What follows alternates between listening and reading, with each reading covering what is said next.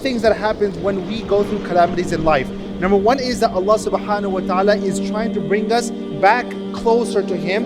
And number two is Allah subhanahu wa ta'ala is trying to send us a message that if you are going through pain in this life, because this calamity, remember there's a greater calamity in the hereafter, that if you do not take a lesson, if you don't come back closer to Allah subhanahu wa ta'ala, if you don't turn from your old wrong habits, then the punishment in the hereafter is even greater.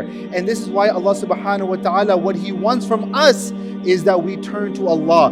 We don't complain in that kind of situation, but we turn to Allah and we exceed and we increase in our ibadah. And the powerful lesson in this is that when we come across calamities, when Allah puts challenges upon us, see, many times what we do is that we are even lacking the basics in our life. Our 5-time daily salat, our basic connection with the Quran, our basic akhlaq. We are suffering in so many aspects. These are just the basics of our deen. And what we think is that if I just start doing the basics, inshallah, Allah subhanahu wa ta'ala, He will bring some ease upon me. What we don't realize is that Allah already expects us to do the basics.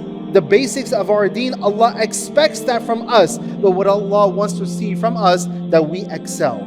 So if I'm going through a challenge in my life, I come more often to the masjid. If I'm going through some challenge in my life, I give more time to the Quran than what I'm already doing. If I'm going through challenges in my life, perhaps I wake up for Qiyamul Layl at night.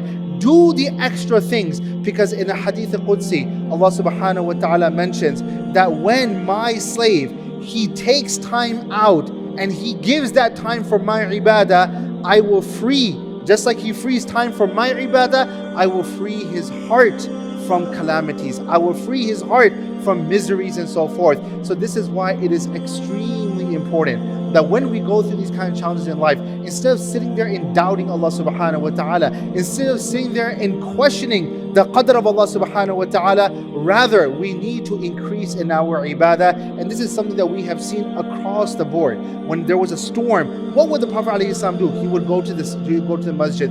Every single time there was a situation, every single sahabi, the Prophet ﷺ, the tabi'in, they have showed us that they would do extra in their ibadah. So this is why in these kind of times, whenever we go through any kind of challenges in life, we all have different and various challenges that we go through, and we have to endure in day-to-day life. But at the same time, let's do the basics first. We have to come to that standard as it is, but let's do more than that also. And this is why we find that when Allah subhanahu wa ta'ala says, whoever does righteous deeds, mean that they do extra, then we will give them a peaceful life. It does not mean that the problems are going to go away completely. The problems may linger in life, because that is what this dunya is. But Allah subhanahu wa ta'ala will give us a heart that we will be able to endure any kind of difficulty.